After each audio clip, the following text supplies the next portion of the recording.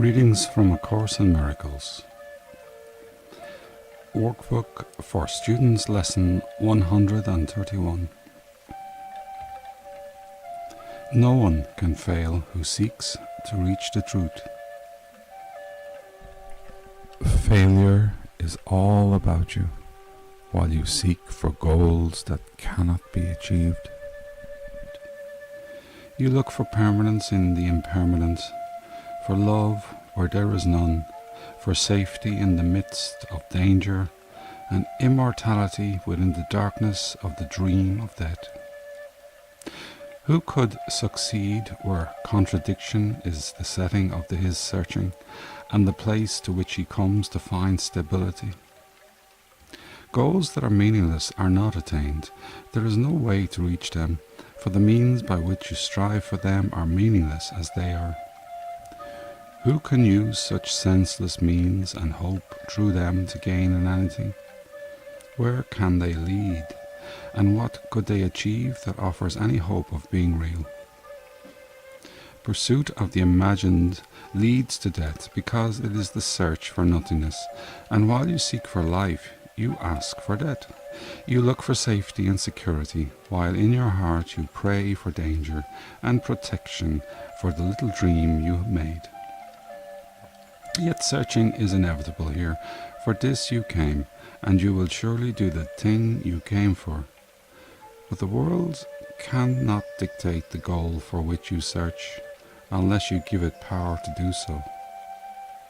Otherwise, you still are free to choose a goal that lies beyond the world and every worldly thought, and one that comes to you from an idea relinquished yet remembered, old yet new, an echo of a heritage forgot, yet holding everything you really want.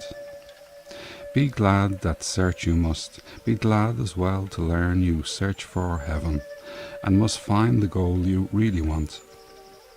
No one can fail to want this goal and reach it in the end. God's Son cannot seek vainly, though he try to force delay, deceive himself and think that it is hell he seeks. When he is wrong, he finds correction. When he wanders off, he is led back to his appointed task. No one remains in hell, for no one can abandon his Creator, nor affect his perfect, timeless and unchanging love. You will find heaven, everything you seek, but this will fall away. Yet not because it has been taken from you, it will go because you do not want it. You will reach the goal you really want as certainly as God created you in sinlessness. Why wait for heaven? It is here today. Time is the great illusion. It is past or in the future. Yet this cannot be if it is where God wills his Son to be. How could the will of God be in the past, or yet to happen? What he wills is now, without a past and wholly futureless. It is as far removed from time as it is a tiny candle from a distant star, or what you choose from what you really want.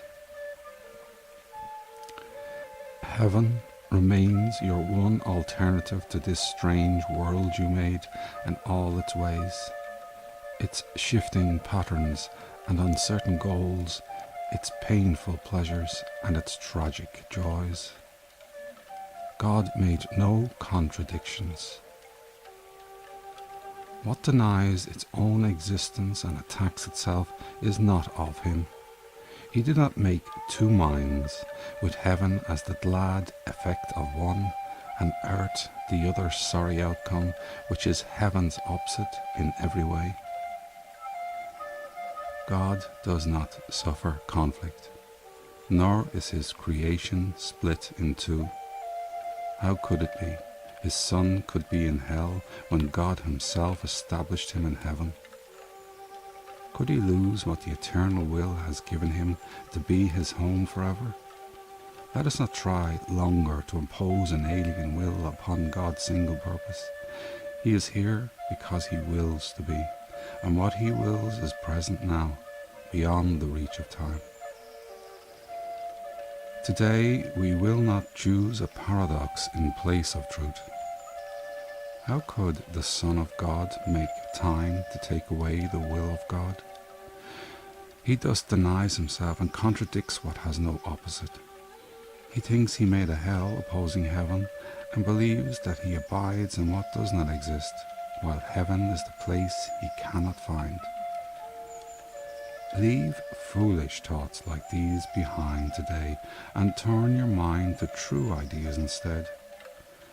No one can fail who seeks to reach the truth, and it is truth we seek to reach today. We will devote 10 minutes to this goal 3 times today, and we will ask to see the rising of the real world to replace the foolish images that we hold dear.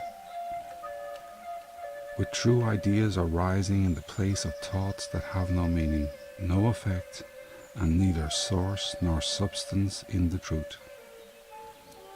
This we acknowledge as we start upon our practice periods. Begin with this. I ask to see a different world and think a different kind of thought from those I made. The world I seek I did not make alone. The thoughts I want to think are not my own. For several minutes watch your mind and see, although your eyes are closed, the senseless world you think is real. Review the thoughts as well which are compatible with such a world and which you think are true. Then let them go, and sink below them to the holy place where they can enter not. There is a door beneath them in your mind, which you could not completely lock to hide what lies beyond. Seek for that door and find it. Before you try to open it, remind yourself no one can fail who seeks to reach the truth. And it is this request you make today. Nothing but this has any meaning now. No other goal is valued now nor sought. Nothing before this door you really want, and only what lies past it do you seek. Put out your hand and see how easily the door swings open with your one intent to go beyond it. Angels light the way, so that all darkness vanishes, and you are standing in a light so bright and clear that you can understand all things you see. A tiny moment of surprise, perhaps, will make you pause before you realize the world you see before you in the light reflects the truth you knew and did not quite forget in wandering away in dreams. You cannot fail today.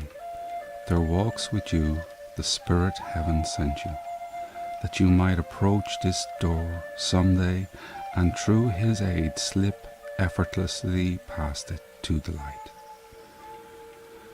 Today that day has come. Today God keeps His ancient promise to His Holy Son, as does His Son remember His to Him. This is a day of gladness, for we come to the appointed time and place where you will find the goal of all your searching here and all the seeking of the world, which end together as you pass beyond the door. Remember often that today should be a time of special gladness, and refrain from dismal thoughts and meaningless laments. Salvation's time has come.